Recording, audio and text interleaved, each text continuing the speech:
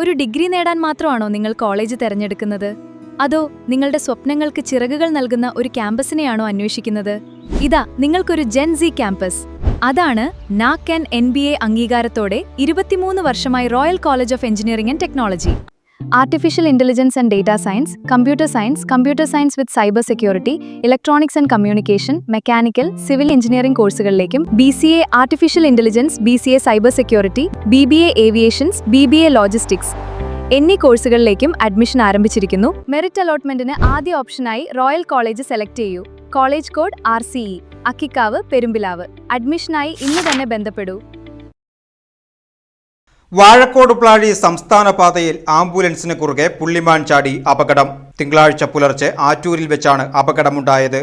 മണ്ണാർക്കാട് നിന്നും Thrissur medical college ആശുപത്രിയിലേക്ക് രോഗിയുമായി പോയ ആംബുലൻസാണ് മാനിനെ ഇടിച്ചത്. യാത്രക്കാർ പരിക്കേൽക്കാതെ അത്ഭുതകരമായി രക്ഷപ്പെട്ടു. ഇടിയുടെ ആഘാതത്തിൽ മാനിന്റെ മുഖത്തിനും കാലിനും പരിക്കു പറ്റിയിട്ടുണ്ട്. ആറ്റൂരിലെ PRT അംഗം സുരേഷ് വിവരമറിയിച്ചതിനെ തുടർന്ന് ഫോറസ്റ്റ് അധികൃതരെത്തി മാനിനെ കൊണ്ടുപോയി. നമ്മുടെ ആറ്റൂരിൽ നിന്ന് അതിരാവിലെ പുലർച്ചയ്ക്ക് ഒരു മണ്ണാർക്കാട് നിന്ന് വരുന്ന രോഗിയുമായി കയറി വരുന്ന ഒരു ആംബുലൻസിനെ മാന് കുറുകെ ഓടിയിട്ട് ഇന്ന് വാഹനത്തിന് പോകാൻ പറ്റാത്ത അവസ്ഥയായി. വാഹനം കേടായി. വന്ന ഈ മാനിനും കുറച്ച് തലയിലും കാലിലൊക്കെ ആയിട്ട് മുറിവുകളുമായി. അങ്ങനെ നമ്മൾ ഫോറസ്റ്റിനെ വിവരം അറിയിക്കുകയും ഫോറസ്റ്റ് RRT വാഹനമായി എത്തിച്ച് ആ മാനിനെ ഫോറസ്റ്റ് കൊണ്ടുപോവുകയും ചെയ്തു. ഞങ്ങളുടെ ആവശ്യം എന്താണെന്ന് വെച്ച് കഴിഞ്ഞാൽ, ഈ വാഴാണി ഭാഗത്തു നിന്ന് ആന ഇറങ്ങിയിട്ടുണ്ട്. RRTക്കാർ ഇന്ന് ആനയുടെ പിന്നാലെ ആയിരുന്നു.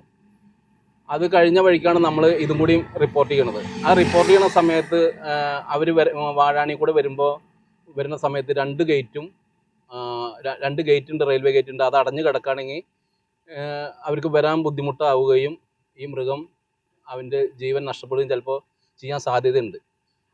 അതിനുവേണ്ടി നമ്മുടെ ഈ ചേലക്കര നിയോജകമണ്ഡലത്തിലെ UR പ്രദീപ് മന്ത്രിസഭയിൽ ഈ അകമല ഫോറസ്റ്റ് സ്റ്റേഷൻ തുറക്കാനുള്ളൊരു സംവിധാനം ചെയ്യാൻ വേണ്ടി ഗവൺമെൻറ്റിനോട് ശുപാർശ ചെയ്തിട്ടുണ്ട്.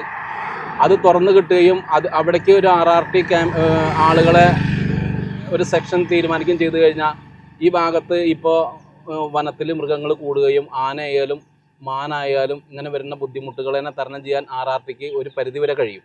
ഇതിപ്പോൾ നമ്മൾ അന്വേഷിച്ച് ഇവിടെ വന്ന് നോക്കുമ്പോൾ അവർ പറയണത് അവിടെ ആന ഇറങ്ങിയിട്ടുണ്ടായിരുന്നു, അതിൻ്റെ പിന്നാലെയായിരുന്നു ഞങ്ങൾ ഇത്ര നേരം. അപ്പോഴാണ് ഇതും കൂടി റിപ്പോർട്ട് ചെയ്യണത്.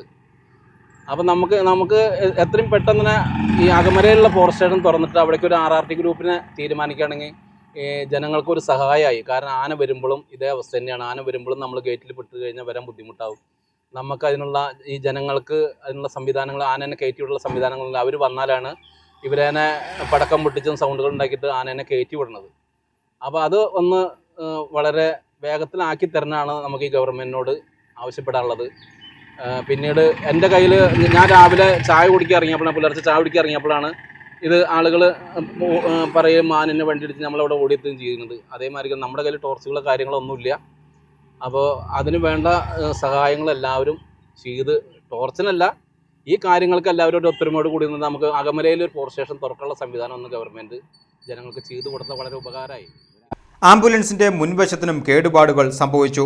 ആംബുലൻസിലുണ്ടായിരുന്ന രോഗിയെ മറ്റൊരു ആംബുലൻസ് എത്തിച്ച് തൃശൂർ മെഡിക്കൽ കോളേജ് ആശുപത്രിയിലേക്ക് കൊണ്ടുപോയി. പുള്ളിമാനെ വനപാലകർ പ്രാഥമിക ചികിത്സ നൽകി കാട്ടിലേക്ക് വിട്ടയച്ചു.